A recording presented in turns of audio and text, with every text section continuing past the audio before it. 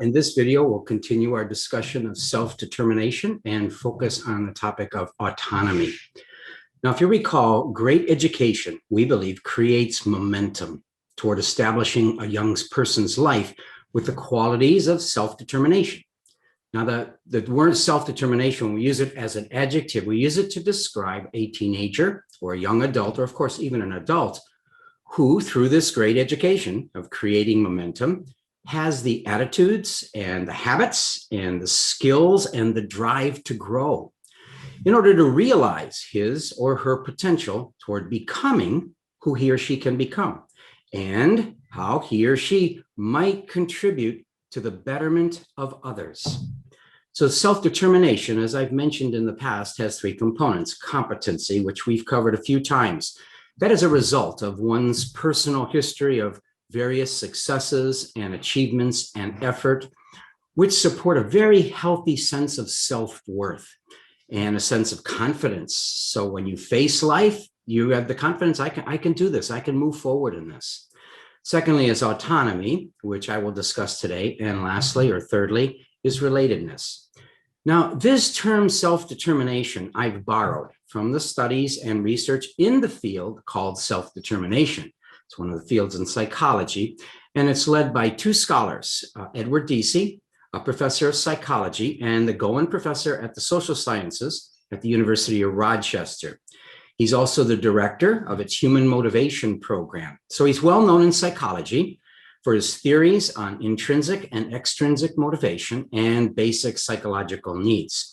Richard Ryan, his colleague, is a professor at the Institute of Positive Psychology and Education at Australian Catholic University.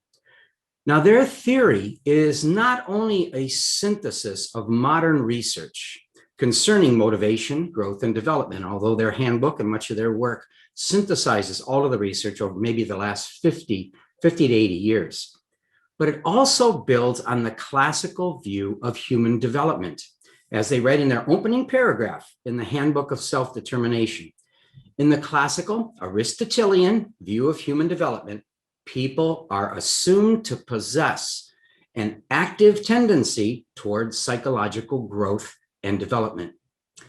People are assumed, okay, this is historical perspective, to possess an active tendency endowed with an innate striving to exercise and elaborate their interests and seeking new challenges and to discover perspectives. This is all the natural inclinations. And then to actively internalize and transform cultural practices. By stretching their capacities, Deci and Ryan write, and expressing their talents and propensities, people actualize their human potentials, which is a word that Abraham Maslow also uses. But they add, this is why I bring this in, this whole view of self-determination. They add this tendency cannot be taken for granted. There are clear and specific social and contextual factors that support this innate tendency. And there are specific factors that can thwart or hinder this fundamental process of human nature. So in these discussions about educating children, principles for becoming, we use this SDT framework, which encompasses both history and science. This is not a new invention. So let's continue with self-determination, and I'm going to focus on autonomy for the self-determined life. Now, what do we mean when we say that an adult is autonomous? It means the goals I set, the challenges I embrace, the choices I make, they're mine. I made them. I own them. I take personal responsibility for what I do, how I do it, and how it might affect others. The choices I make, therefore, are aligned. This is very important. They're aligned with my understanding of myself. It's sort of an evolutionary process across the span of life because we change across the span of life. Who am I at this period of time? What am I? And how am I related to others for betterment?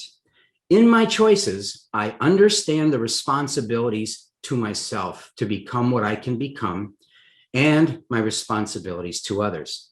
You see, this is not freedom or autonomy to do whatever I want to do. I think that's a very common understanding of freedom. I'm free. I can do whatever I want to do. This is a free country.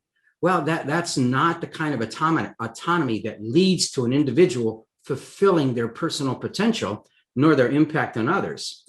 This freedom, autonomous freedom that DC and Ryan are talking about, and what history talks about, is thoughtful. It's reflective.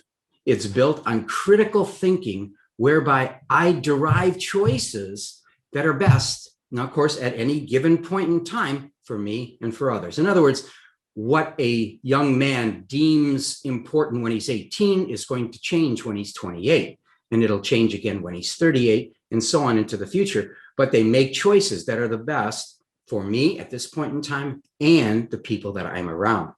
So I make choices to actualize my own potential.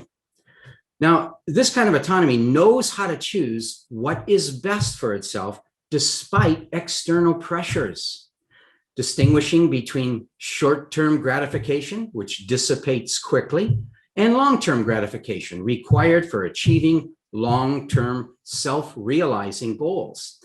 It distinguishes between friends and colleagues who strengthen my drive to grow versus those who undermine my drive to grow. It distinguishes between acquiescing to the pressures of groupthink versus wrestling with the decisions to do what is right at any given point in time in our lives. What is best for my growth? What is best for the people around me? And not succumbing to unhealthy social pressures. Distinguish between enduring values versus momentary whims, between what is me? Is this decision me, or is it really not me? Autonomous adults are also open-minded. Their history of learning to make wise choices demands that they listen to others, that they recognize there are different perspectives in life, and that personal choices, although they are personal, serving one's own interest, and that's important. We have to have interest, and it has to benefit us when we make these choices. They are made within the context of others who might think and feel differently. Furthermore, since the exercise of autonomy is evolutionary by definition, meaning keeps changing as we grow older, it requires reflection. It requires critical thinking at each new stage of life. So when I'm 15, 25, or 55, whether I'm just beginning to explore relationships with men or women and I'm deciding who to marry, or after I'm married, how does my life change? And whether I have kids, how does my life change? And in my profession, if my profession changes, who do I need to be? Who do I need to become? And how do I need to interact with the people that I'm surrounded with?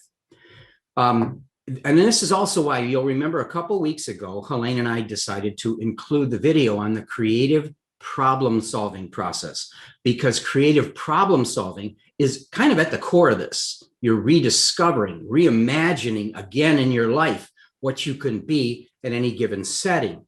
And it's in the midst of our discussions about self-determination.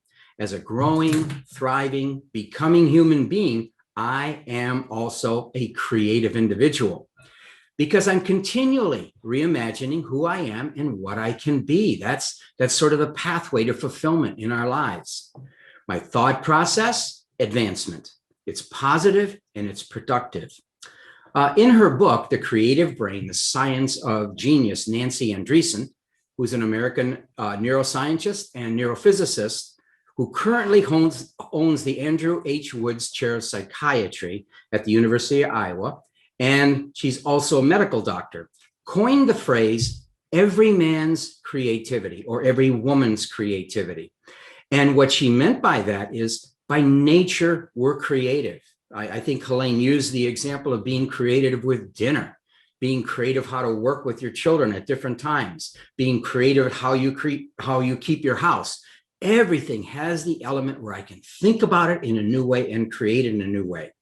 Similarly, Mihai Csikszentmihalyi, author of Creativity and Flow, notes that it is in our human nature that desires newness. We like freshness. new things as an indicator of a natural propensity toward creativity. So it's an important part of becoming who we can become. An autonomous life, therefore, is a life of reflection, period after period after period, a life of personal exploration that reimagines what I can be, what I can do, and who I need to become. This is autonomy.